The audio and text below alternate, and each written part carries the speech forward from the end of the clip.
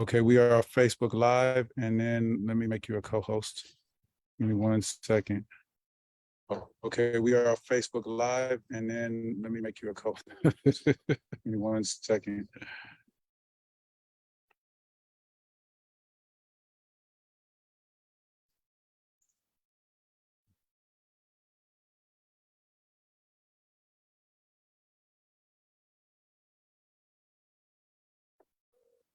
All right, check now.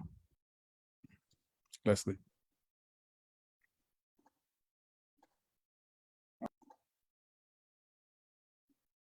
Ready to go? Okay, good morning and welcome to another week of 1 Million Cups Fairfax chapter. We're so glad that you can join us this morning. Thanks to people that are returning as well as first timers. My name is John Yu. I'm one of the organizers and I will be emceeing the meeting this morning. Next slide. All right, so this is a photo that we took last week. Actually, yeah, last week. We had a great meeting. And so we're also looking for another great meeting this morning. Next slide. All right, so if you have a chance, take a moment to check in to our app. This helps us to know that you're here and helps us to know, let 1 Million Cups organizers to grow. Let us grow as a community. And you may we had some some bugs problem with the app, so you may need to delete and reload the application and sign in.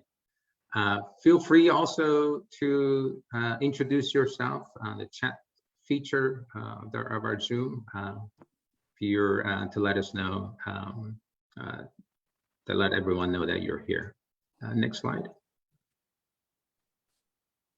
All right, so we are a community of entrepreneurship, and we also gather together and help educate and help solve problems. There are, as I mentioned before, there are 160 chapters all across the country. We are the Fairfax chapter, and we gather to help solve business challenges over a cup of coffee, hence the name 1 Million Cups. And we're super looking forward to our presenter this morning. He's going to tell us about his company and some of the challenges that he's facing. Next slide. All right, so the mission is quite simple. It is to lower the barrier of entrepreneurship and come together as community to help each other grow and solve business challenges and with our collective minds. In many cases, if you're a small business owner or startup, there's a lot of, you have lack of resources. This is where an organization like 1 Million Cups helps to support and help solve challenges and encourage one another in a safe environment. Next slide. Okay, so the pillars of our organization and the way that we run our meeting may be different than some of the ones that you may have attended. We focus on presentations, not pitches. People are not here to ask for money or about offering their services. It's really to share our company, our challenges, and come together as a community. We're here to make authentic connections, and we are all run by the volunteers for the community, and that means that we need everyone's participation and support. Next slide. As I mentioned briefly, goal is to really create a safe and supportive environment where everyone feels welcomed. We're all about being inclusive, and as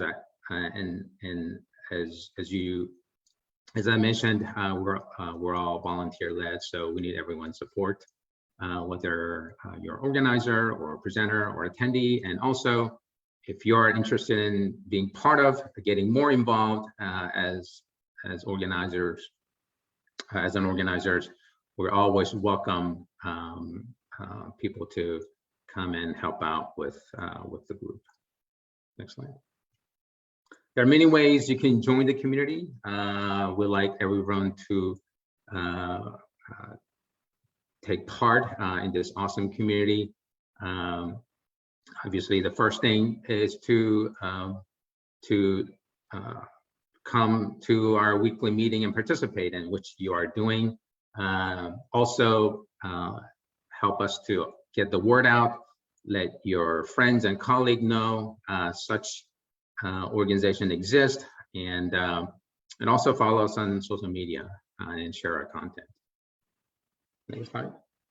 So we're in all of the social media outlets, and so after our meeting today, feel free to share it's currently being recorded on Facebook, and we're also on LinkedIn, so feel free to share our content with your network.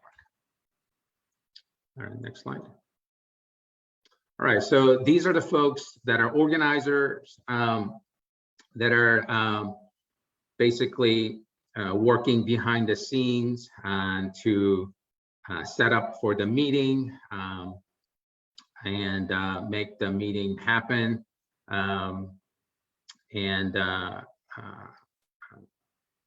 You know, if you're interested in being part of organizing community, these are great group of people.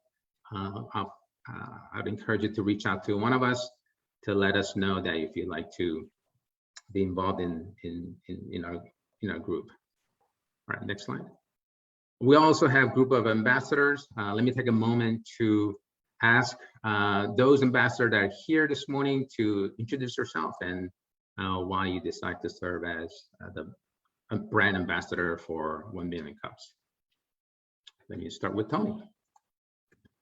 Thanks, John. I've been here since day one when we first launched back on Valentine's Day years ago, and continue in my networking to try and find leads for companies to present here with 1 Million Cups, and always supportive. And I am a newly published author, so having fun with that as well. All right, thanks, Tony. And let me ask John Foster and then Reggie Holmes. Hi, congratulations, Tony, on that. Hello, everybody. I'm John Foster, and I have been with 1 Million Cups. I don't know, it's been, maybe 3+ years, and just a wonderful organization. As I like to say, it's a great way to restart my week on Wednesday. So it is always an exciting and great opportunity to again start the middle of the week again. So always enjoy being here. Thanks, John. Reggie? Hello, everybody. Reggie Holmes with Enthuse Creative.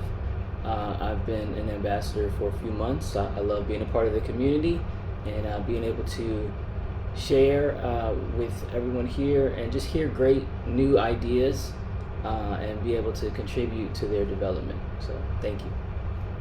Thanks, Reggie. So we're always looking for new volunteers, whether you want to serve as an ambassador or organizers. We'd love to have you and work with us. So please reach out to either me or anyone of the organizers that you see in this slide previously. All right, so next slide.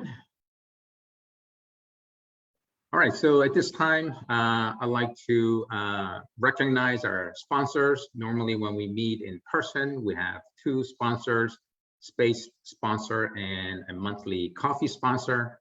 Even though we're meeting virtually, we still want to recognize them. First is a space sponsor, which is Office Evolution. They're a co-working space in Tyson's Corner. They provide flexible office space options, and Office Evolution has been partnering with 1MillionCups a few years, 3 years, I believe, to help support the community. Also, second is the coffee sponsor for the month of July. Is Grisham here to talk about his business? Yes, I'm here. All right, Grisham, could you please tell us about your business?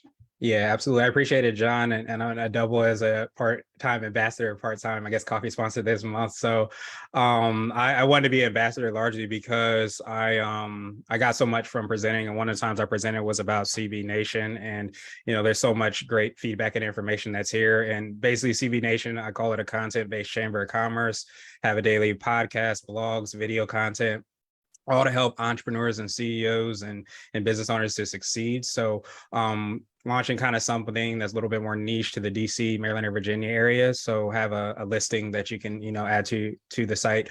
So if you are interested in hearing more information about that, please definitely reach out to me. Thanks for having me.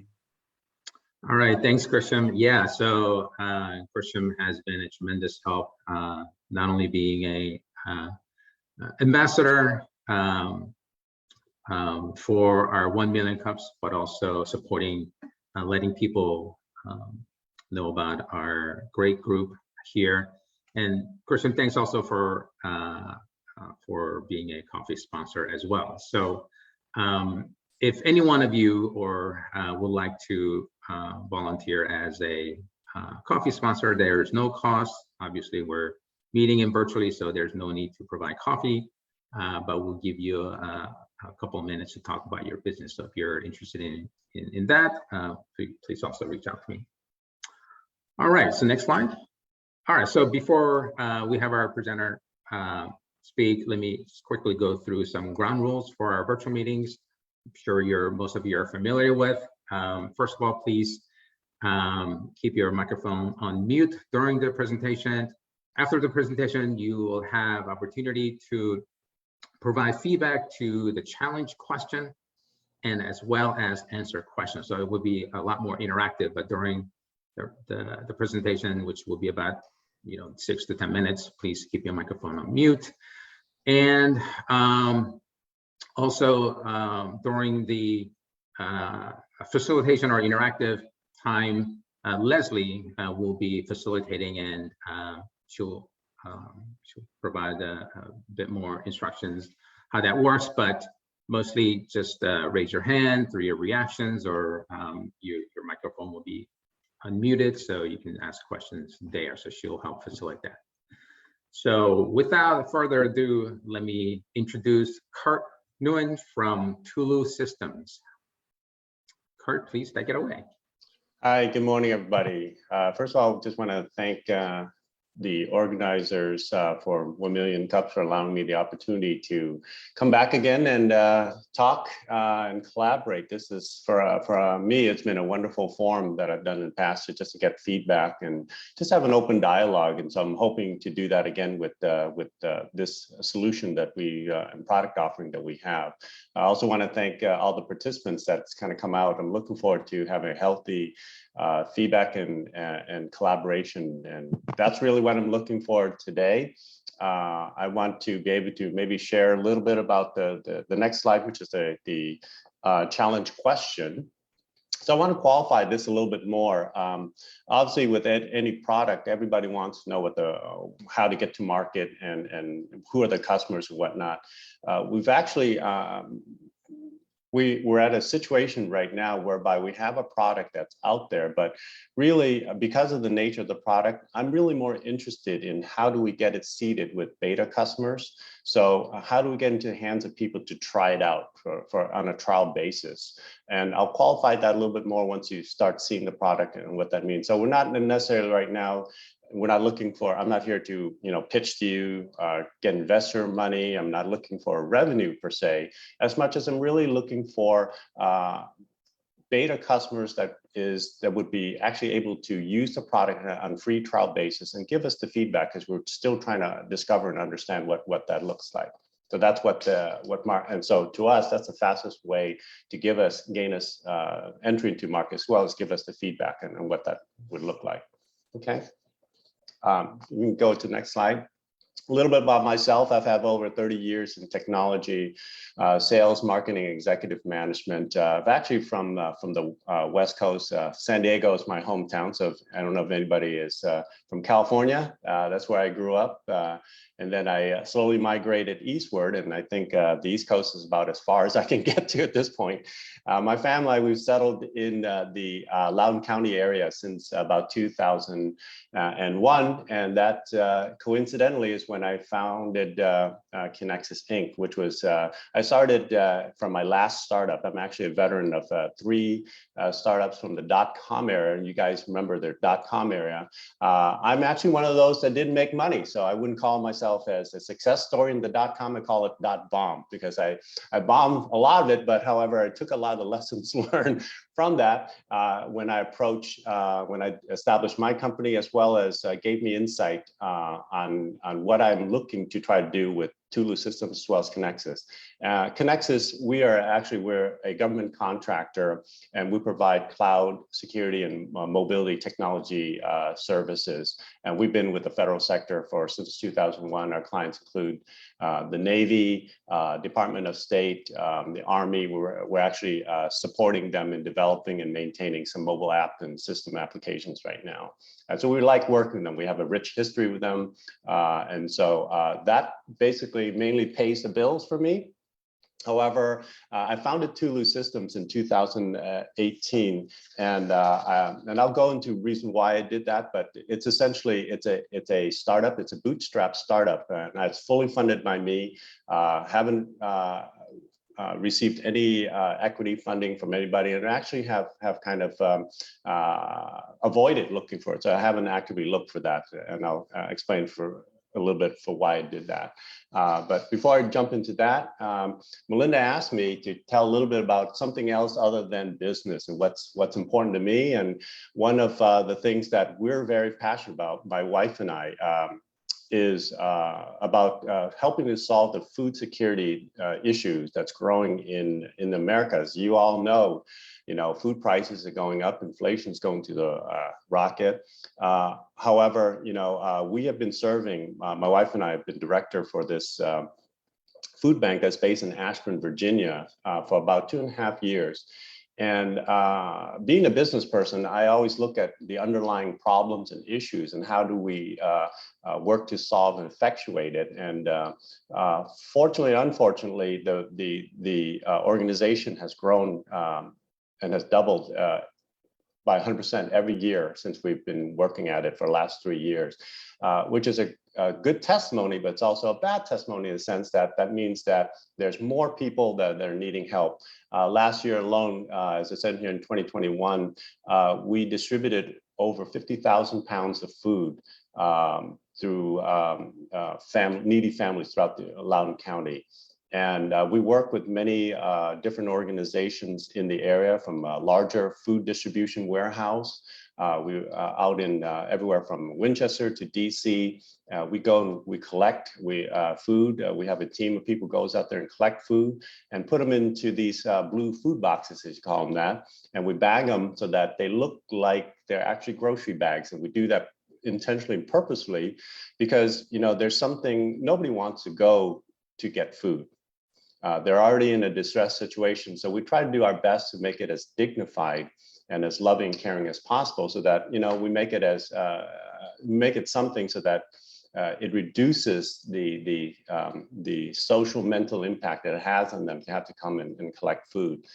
So we have a wonderful team of a couple dozen people. It's in the lower right-hand side that just work passionately, that give so much of their time to do this. And because we're growing so much, we're at a point whereby we may need to kind of expand our operations even more. What and how that looked like, it just depends on the growing need. But we believe that we're probably going to double again this year. So that's kind of the situation that's there. If anybody's interested, I'd love to be able to share with you guys more about it.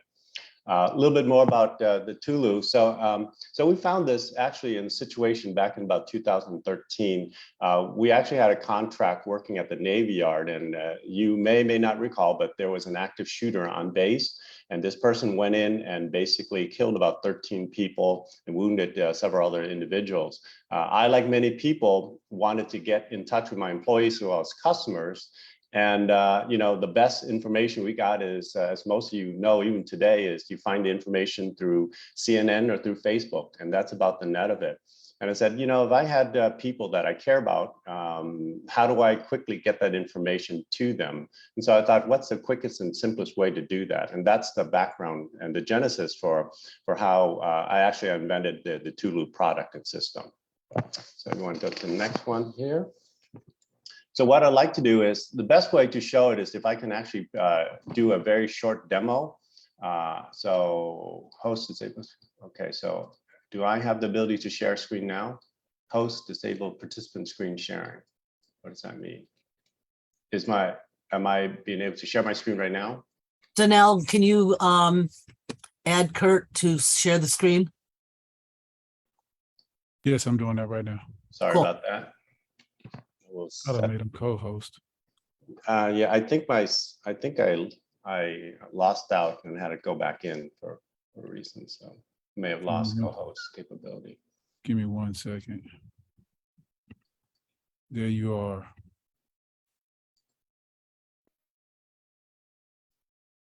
Okay, so I'm gonna share screen quickly.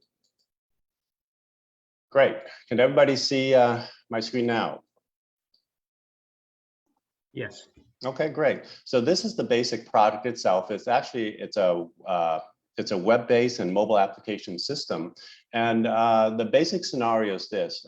In the event of an emergency, what I was trying to solve is the first few moments of a crisis are probably the most critical. And most people, what organizations try and do is just to communicate what is happening and what they need to do in order to protect lives. And so information and communication is paramount in that effort. And so we developed a system so that basically you can, a emergency communications manager, let's say, for example, take a scenario as a campus security police officer, like at Virginia Tech, which was an actual live incident. So what they would do is, in event of an active shooter, they would just simply create an alert. Oops, log back in, create an alert.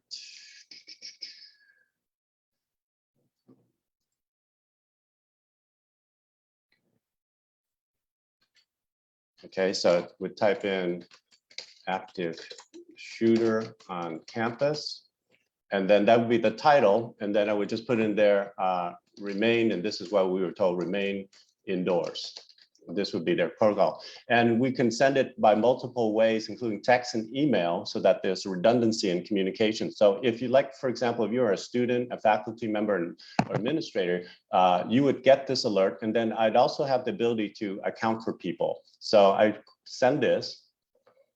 And in my phone right now, I'm going to pull up this is a live demo, so I'm going to pull up my phone. So bear with me here. See if I can call it up. There we go. If I was a student or a faculty member, I would receive an alert that says active shooter, and it will tell me a time and date stamp, what is happening. And so immediately from my phone, I'd actually know what the alert is. And I know this from my campus because I'm a member of that organization. And also, we also know in an emergency situation, you may also want to be able to account for people quickly. So by requesting a user status here, with just one press of a button, I can say, I'm not okay. Okay, and then here, I can go to the active shooter and I can toggle through the people. And here I just have two right now, and I'll just like, okay. Somebody here, Ken Nguyen, said that they're not okay. So what's important about this is if you have a large group of people within the organization, whether they're inside the building or outside the building, they're disparate, you can actually find out the disposition, and you can toggle through. You can actually do this on the mobile phone as well. There is a user feature here, the same thing that there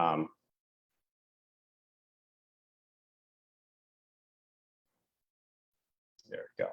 So this would be if I was a chief of police or campus police officer, while I'm on the field, I can quickly toggle through the thumbs up or thumbs down. And I don't really care about the people that are okay. I care about the people, the Tom, Susie, Harry, that's not okay. So I can quickly find their information, press their button here. Now I can email them, phone them, or text them, as well as this little button up here.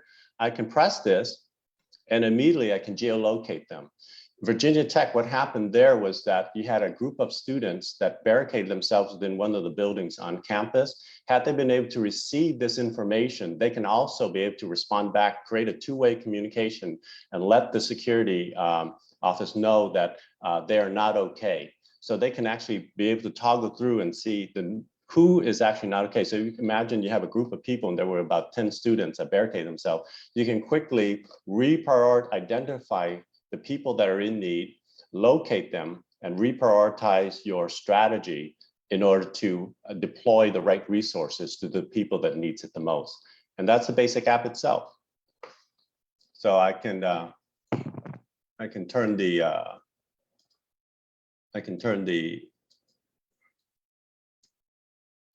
stop sharing. There you go. And so from there, and talk a little bit about the milestones of Tulu. It was founded back again in 2018, and as a bootstrap, we actually, I went out there and actually conceived the product, had it developed. It actually went through several iterations already until I found the right process that worked best, because we actually met with survivors at Sandy Hook as well as Virginia Tech that gave us direct feedback on what was most critical to them. And then in addition to that, in 2001, we actually partnered with the GMU ICAP program to give us, to enable us to go and survey about 24 campuses throughout the United States and talk to the chief of police. They told us what was most important to them. So we redeveloped the product. We received a basically it's a paid customer, but still a beta customer. It's a large religious organization, mega church in Fairfax County with thousands of users, as well as many campuses. It's also been awarded a patent, and we're also on the FirstNet vendor list, which is basically it's for first responder network. That's a new network that's been nationally established by DHS to ensure communication and systems and tools are in place in the event of a mass emergency. This year, we've been, with feedback from customers, we continue to work on enhancing the product with their support. And this coming year in 2023, we're looking to, hoping to just establish some initial advisory board to give me some initial guidance and whatnot. But from a business development perspective, as I said, revenue is important, but I'm really still looking for beta clients that can continue to work with us, try out our product, and give us that feedback that we continue to want to use.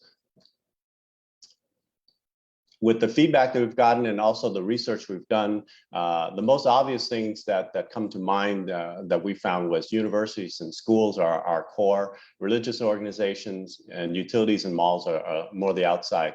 However, I'll be honest with you, this is where I'm open to the dialogue, and that is universities and schools have very long lead cycle, they're very bureaucratic, as well as local government and the federal sector. So having worked in the federal sector, I kind of understand how hard it is to get in. So I'm more interested in, because I'm really trying to help people with this product because of the increasing problems with active shooter incidents that's happening. FBI said that it's growing by 50% from 2020 to 2021. So we're only going to see increases in active shooter incidences, severe weather and whatnot. So my desire first and foremost is how do I get this to the hands of people that can benefit it the most?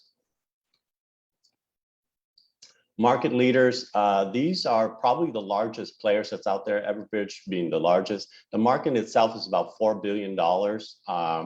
What we found with these providers is that, Everbridge is a public company. They're very very large systems that usually about $500,000 to $1 million to implement. So it's a very big, unwieldy product. The feedback that we've gotten from our survey and study when we talk to chief of police officers is that in the event of emergency, they want something as idiot-proof, as simple as possible to use, requires almost intuitive thinking, not having to go through 10 steps in order to send an alert out there. As well as they don't want to have to spend the money on a bunch of features that they don't need. So we took that to heart when we built this product. And if you want to go to the next slide. And that's really what the focus of Tulu is about. We're just trying to solve the communication challenge in two areas. One, how do you deliver and communicate emergency information quickest and simplest way to the people that needs it the most? And then how do you be able to provide that additional situational insight to identify, locate, and contact users that are in distress? And we designed it using our methodologies of how we build systems, which is keep it simple, stupid, and keep it affordable. And so that leads me back to the initial question that I wanted to have an open discussion which is with a product like this, you know, safety is really, protecting lives is really my paramount concern. And I want to find a way to put it into the hands of people that needs it the most, over even the initial, hey, how do we capture revenue? Because I think that once they try it out, the feedback that we're going to get from it will also be able to justify the markets that we're going to go into to help validate, is it the universities and schools that need to go first? Or is it other organizations and market that needs this the most? So that's my presentation. Thank you so much. All right, thanks, Kirk. What a fantastic application you have. Let me turn now over to Leslie, who's going to help facilitate the conversation. All right, great presentation. We do have two hands up at the moment. Melinda, would you like to go first? Perfect. Let me unmute. Kurt, outstanding presentation. I mean, I fell in love with it last night as I was working on it. I have two ideas I thought of that are really, really strong for markets that you could go after. I had a client called Sonoma Pins, and they came out with a product called SOS Products. And they had a similar type of product built out of an emergency. It was when the London bombing was. And one of the things that I think has become a huge, huge market, I'll call it medical alerts. And there may be ways to tie into AARP. I also wrote down Lifeline because they offer this service to anybody who's carrying their service, that if they fall, they have a way, and maybe you can do something with it. And the whole idea also along that line with security companies, they could have somebody monitoring. There could be a bunch of, and there are ways to go after security companies in general. And then the other thing I think of is when I lived in Los Angeles and San Diego, a lot of my companies had emergency programs if the big earthquake would hit. So weather and other types of things. Those are also markets that you can really easily go after because there are certain people that work in these different things. And a lot of companies you can find out in earthquake zones and in other places, and tornadoes and hurricanes and et cetera, et cetera. There are a lot of things like that. The one thing I wanted to ask with that is, have you trademarked what you're doing so that some other company doesn't come up and then do it? Because maybe you have the Tulu challenge or the Tulu whatever you want to call it, which becomes your trademark, and then you can make a royalty by other organizations using it in their products. So the answer is yes, we do have a full patent on the system. So that's one of the cool things that we're proud of, is that we were able to get a full patent on the entire process itself, not the software itself, because we're not doing anything unique in terms of coding, but it's just the process of how do you deliver information and account for people. So medical devices, the medical industry is a really easy industry to go after, including the consumers. You can take this to a consumer and they can give the gift of it at the holidays as a stocking stuffer or something, or one of your gifts one night for Hanukkah or whatever you might want to do. So there are things it and rolling it out locally. Yeah. So hopefully my goal too is, and these are great feedback, I'm hoping to be able to find early adopters that I can provide this on a free trial basis for like 3, even 6 months as well. So it's if I can be able to find a place that we can actually give it to them so they can try it out. And that's actually my ultimate goal too. But all of these markets you're mentioning makes a lot of sense. So. Okay, perfect. Next up is Reggie Holmes. Thanks. Great job, Kurt. Really love the presentation. Two audiences that I thought about, Melinda already mentioned, as far as hospitals and critical care facilities, particularly where there are, elderly people. I feel like, that there's always a need there. It's, and this product would be great for them. I'm also thinking about like childcare facilities where something like this is easy to use even for a small child, and as well as for parents and teachers. And I had one other question or idea, which is, I don't know if there's a voice feature where you can say, dictate to the application the information as opposed to typing it in. I can foresee situations where you would just want to speak rather than trying to type it in. So if that's not a current feature, perhaps that's something that could be added later as people are more and more used to just sort of dictating their message. But great product, and thanks for sharing it with us. Thank you, Reggie. And yes, the voice feature is something that is out there in our product roadmap. So we're looking to put that in there, and probably not in the near future because we haven't had somebody that said, I need it right now, but they're interested in, we've gotten more near-term feedback, like things like, actually our current customers who re-upped on the product recently said that they'd like to see the ability to create distribution groups because they have multiple campuses or multiple locations, as well as multiple user groups that they'd like to be able to address depending on their roles and location. Okay, thank you, Reggie. Next up, Deb, your question? Morning, everyone. Thanks, Kurt. Really enjoyed the presentation. I think this is something that is absolutely necessary. In terms of colleges and universities, one thing you might want to think about is rather than going to the school as a whole, perhaps going to the dormitories. The reason I say this is my son's a student at Ohio State, a huge school. They've had a huge increase in safety issues there. And there's a big Facebook group that's, Parents for a Safe Ohio State. But my son tells me that the communication is pretty bad from the university and that it's sort of BS-y. And, but his dorm was close to High Street, which is where a lot of the problems were. I'm just wondering if dorm by dorm, that might be something that could be done. The other thing I guess I would comment on, and this is just sort of a word of precaution, is to be sort of careful about the hysteria effect. And another idea might be to actually go like to a mall, store by store. You might recall about a month ago, there was a shooting at Tyson's Corner.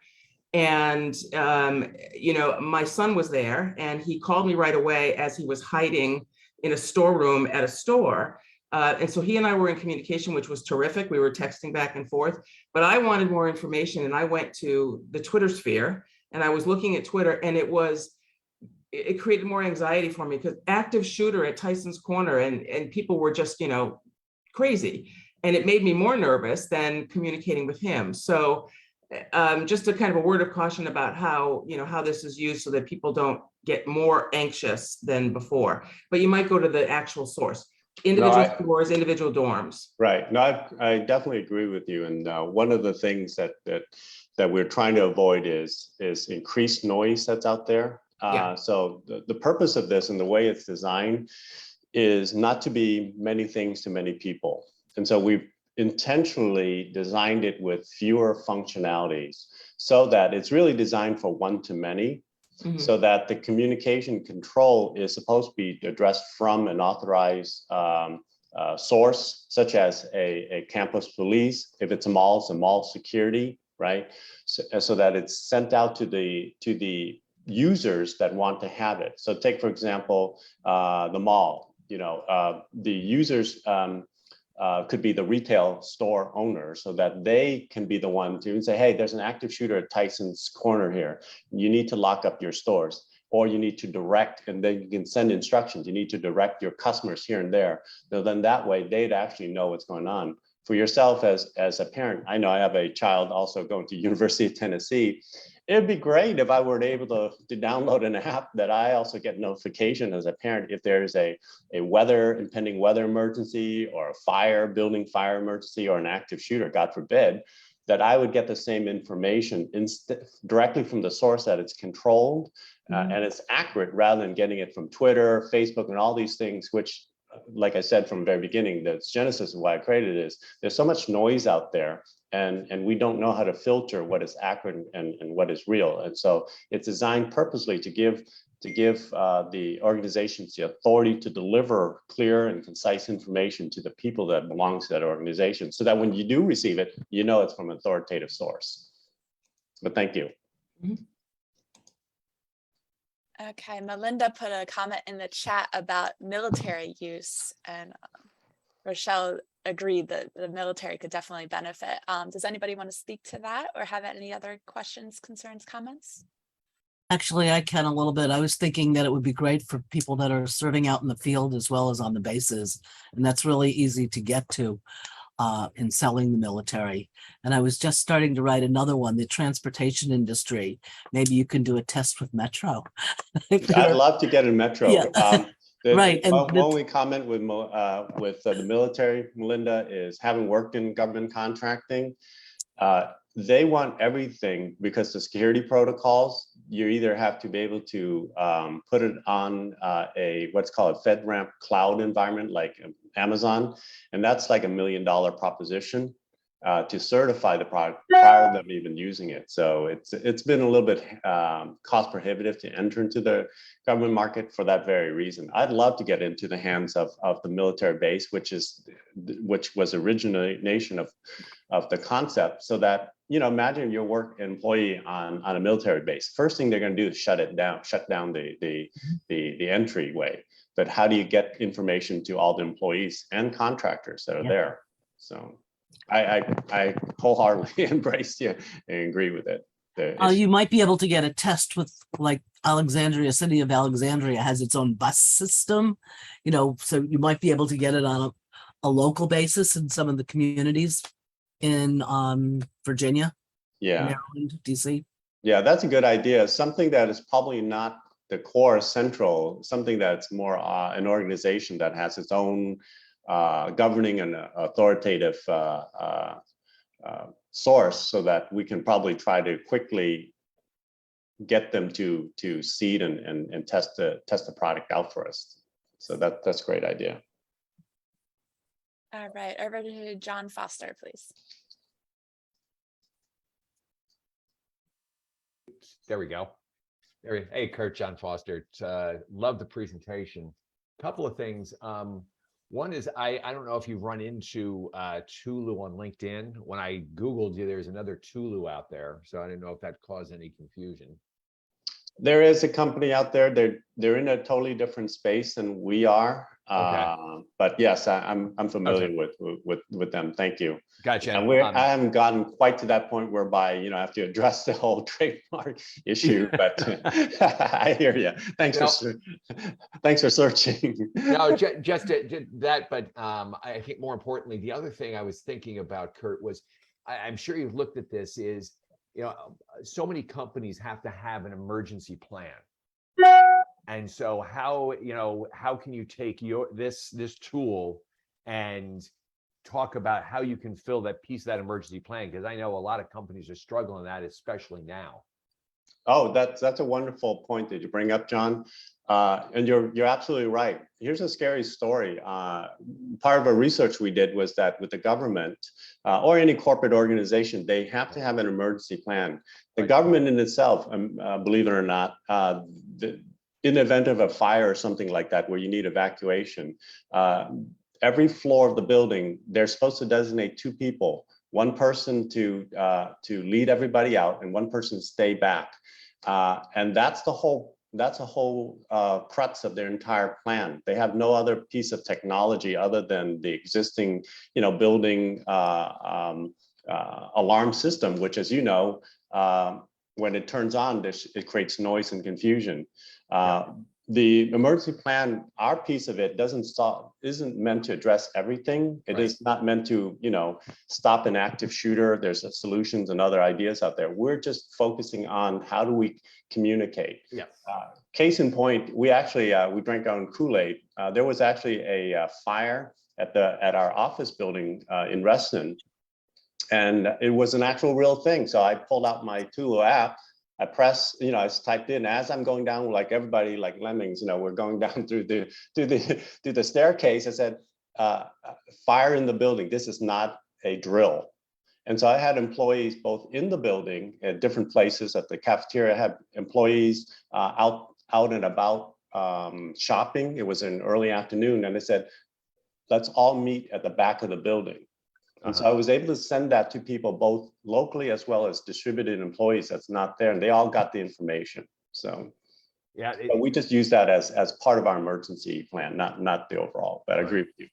I guess the other thing, just real quickly, is I know I'm still, after 9/11, financial service companies out there, are still struggling with, that whole thing as far as, safety plans and that sort of thing. But I would think financial service companies would be a target.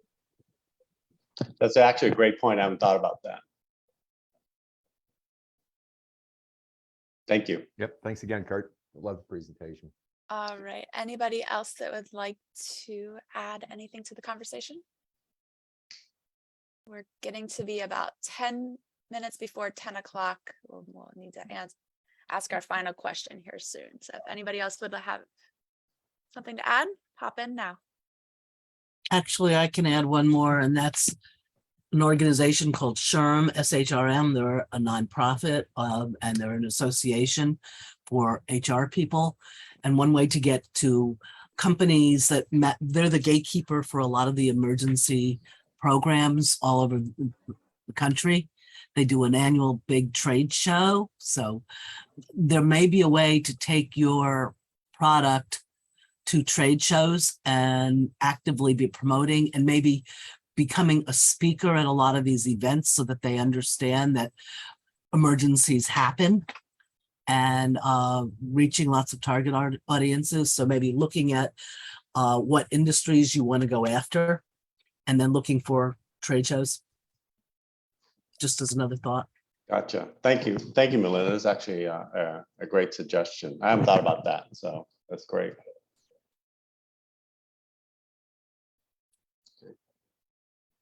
It looks like Grisham has his hand up. Go ahead. Yeah, great job. Again, and Kurt, but yeah, I actually mentioned something similar in the chat to what John said. I was thinking of banking and financial organizations. I was trying to think of anything that had like kind of storefronts. So I was thinking, those larger companies, your Booz Allen Hamilton, all of those that probably have different people in different places and need to get something done quickly. But I was just thinking of any company that might have a large footprint. I don't think, what popped in my head was restaurants too, but I'm not sure if they have large footprints where they need to get those things out there, but just another idea too. But great job. Thank you. No, I actually like the banking. Like, for example, we bank at Wells Fargo over one of the retail. It'd be great if they had something like that, right? And they can network it with their headquarters or however they're organized. So they don't have to be just local to the retail storefront themselves, but they can all be interconnected and they can all receive the information. So that's a great idea.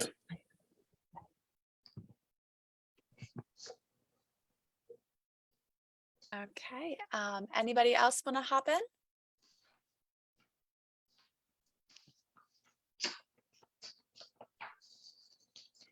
John, Yeah. there you go. One other quick thing. And I experienced this personally back when my kids were in private school and they had this shooter running around in a white van here in Fairfax County. And that would have been ideal. I think the private schools would be a perfect solution. You know, if you want a beta test, I guarantee you could get into a number of the private schools and then also the daycare centers. Yeah, that actually makes a lot of sense. I imagine that the private school will probably have much more authority in making quick decisions for their own schools rather than having to go up to the school board and whatnot. So no, that's a wonderful idea. And daycare, I don't know too many large daycares. It's been a long time since I've had a child, but yeah, that makes sense too. That's cool.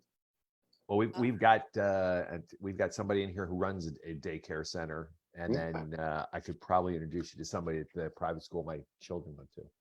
That would actually be wonderful if you're willing to make a connection for me. I appreciate, and essentially I would appreciate any and all connection that you may have. So again, I'm not looking to sell them as much. I'd love to use them as a beta client.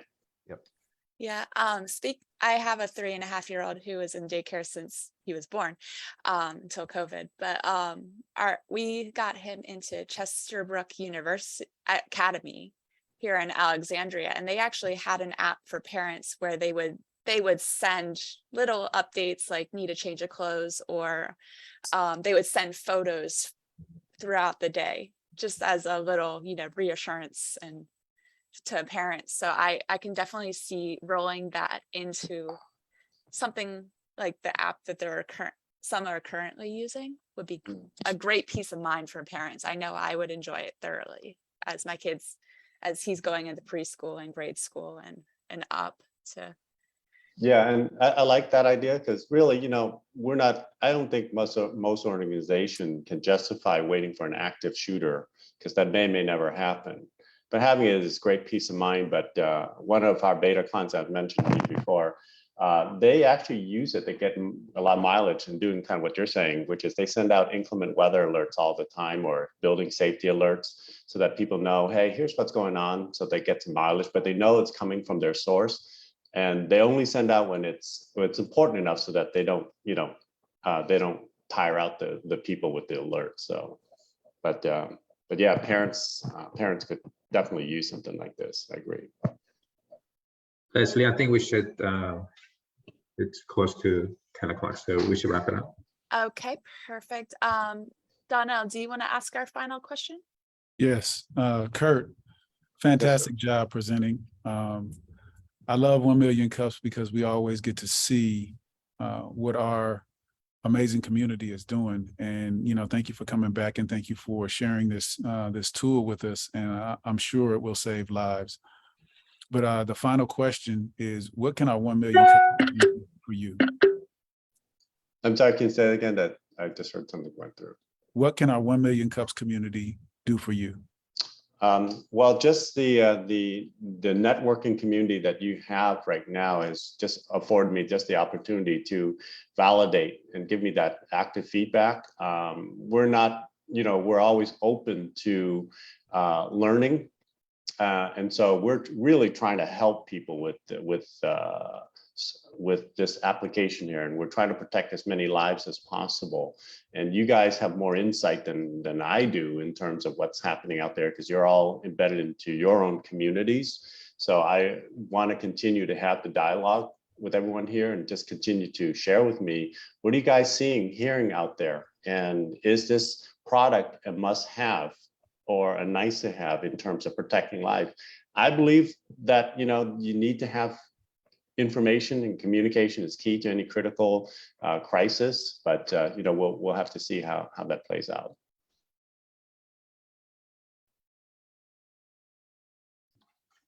All right, thanks, Kurt. And thank you everyone for participating in this fantastic conversation. Kurt, I hope that you got a good feedback and hope that maybe in a few months you can come back and give us an update. Yeah, sure. Well, thank you again. I really enjoyed it. It's fun for me, and I love getting the active feedback and collaboration. This is the type of stuff I'm thriving for. And so we're continuing to grow and learn. And so we want to hear from everybody. So I appreciate the time. Fantastic. All right, so next week we have a company called Cherry Hill Platform presenting.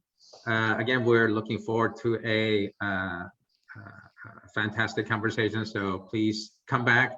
Those of you who are able to do so, and let other people know, invite your friends. This is a great community to sort of help each other in terms of solving business challenges. We have, we have a number of presenters lined up for month of August. We also have a bunch of applicants that we're sort of going through.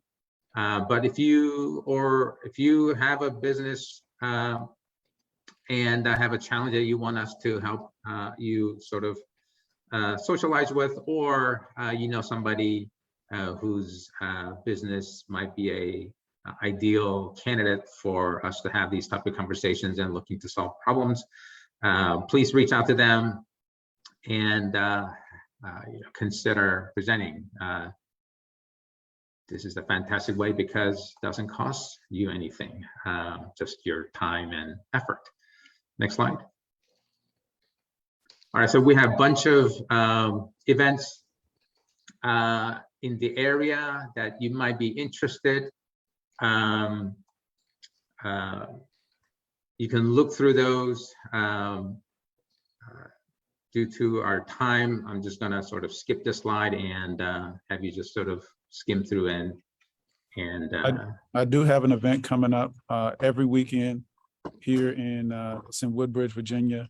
If you see the second one down, the where it says Veteran Business Pop-Up Shop, the address I put in the chat, but we have a Veteran Business Expo at the end of every month. Excuse me, a Veteran Business Pop-Up every weekend at the Stonebridge Shopping Center, and we showcase veteran and military spouse entrepreneurs. So your support would be greatly appreciated. All right, thanks, Donnell. All right, next slide.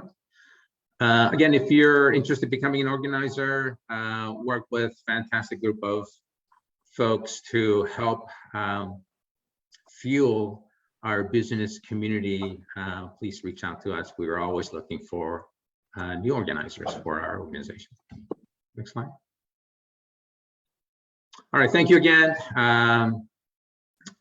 Basically,